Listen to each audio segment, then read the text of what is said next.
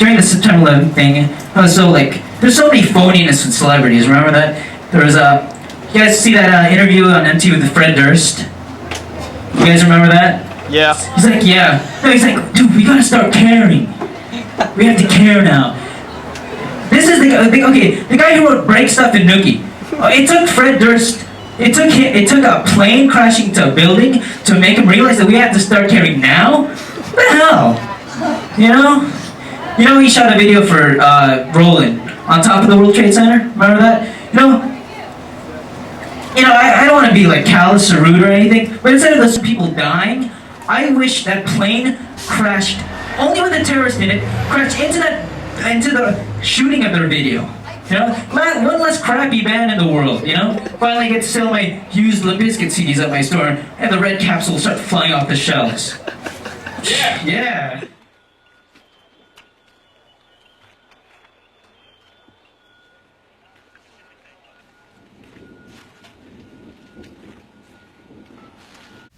So, yep, everyone has a story. Everyone knew what they were doing that day.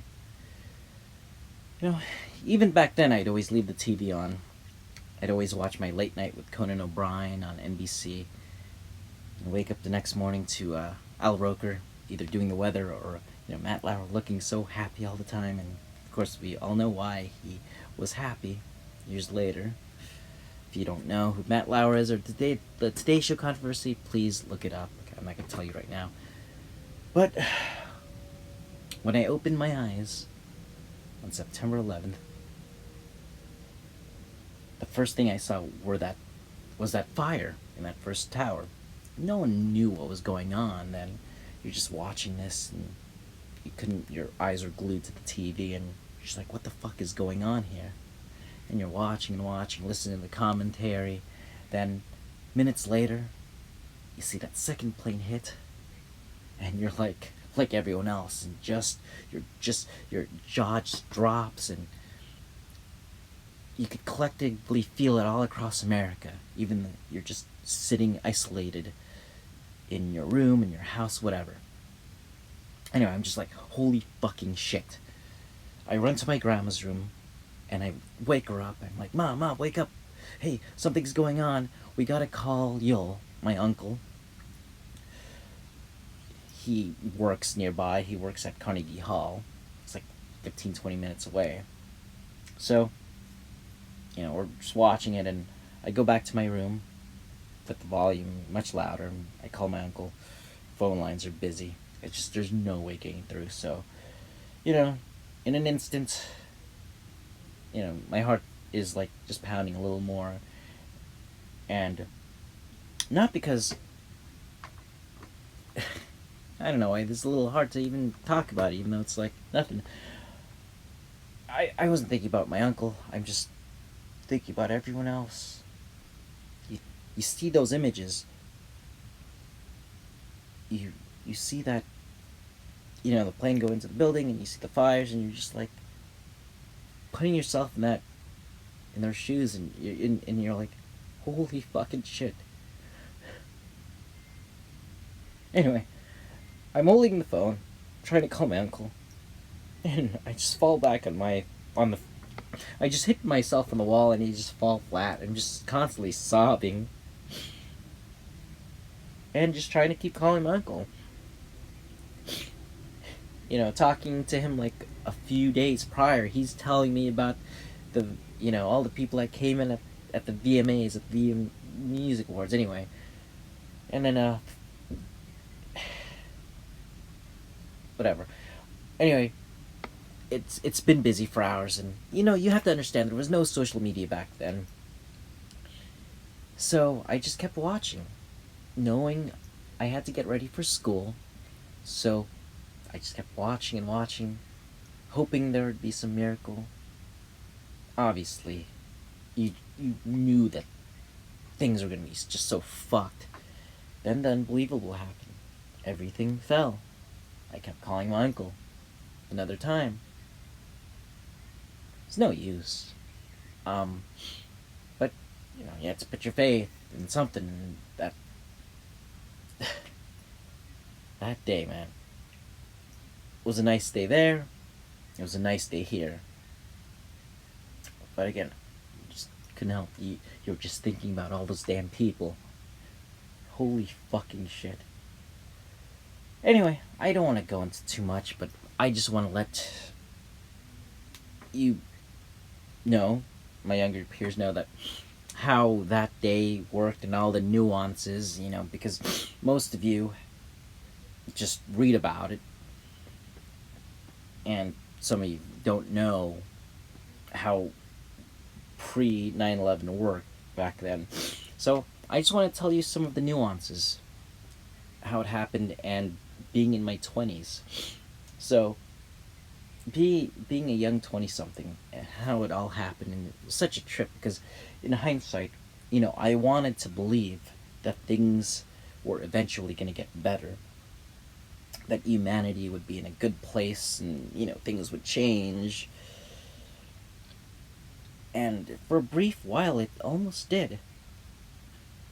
I want to believe that the shift from materialism would all go away, but holy fucking shit.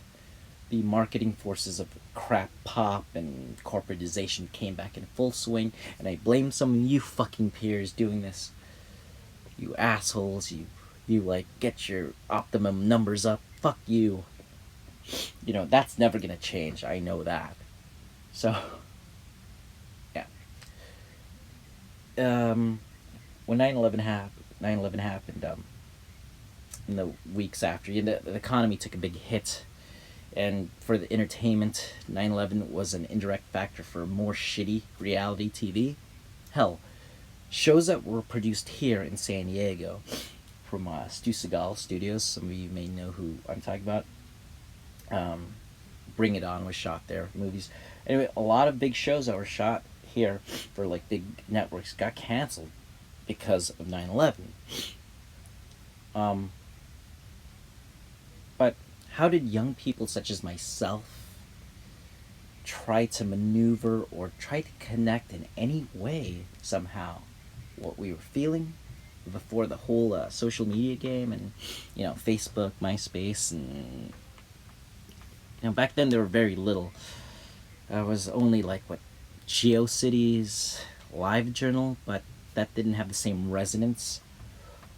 But believe it or not, MTV was one big status update during 9/11, and you got to give a channel like that and their network and Viacom credit back then for doing all that. They suspended their programming for like a couple weeks, so no shitty reality TV or no whatever. They actually played music videos for once, good music. And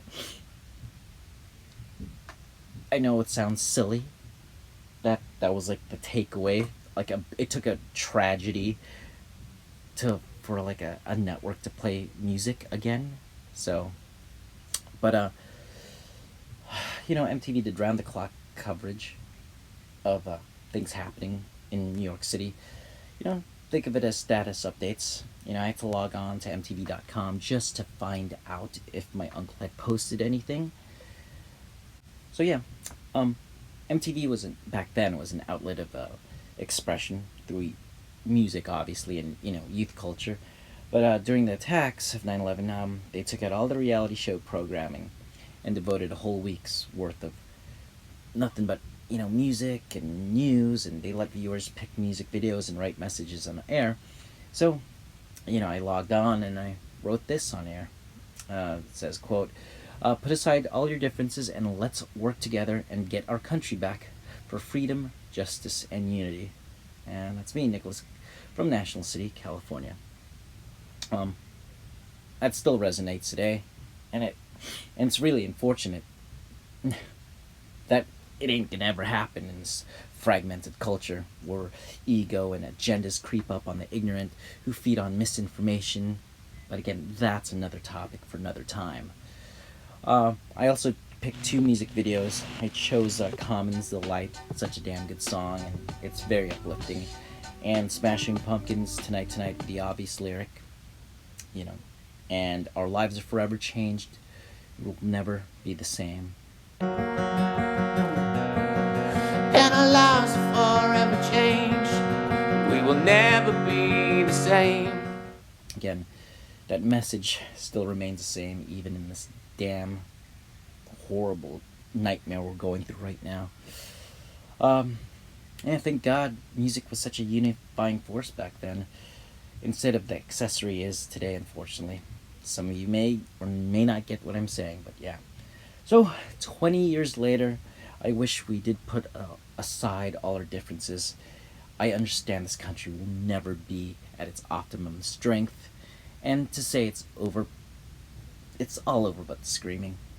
I worry about my friends, and their kids, and their futures, but there needs to be a glimmer of hope still, and in some sense, because, hey, we're still alive. But because of new threats, humanity is faced with more challenges ahead, from potentially deadly virus, a civil war, hatred, greed, racism, and everything else in between. I just ask myself, what the fuck happened to us? Our civility? A Pandora box of evil has been opened for years. Please, don't let any of these evils consume you. Humanity is on a plane ride into some bumpy territory, and there's gonna be some turbulence. You better hang on. And please, be good to each other and yourself. Because we as humans can't afford to go through so much more bullshit even right now. Thanks for watching.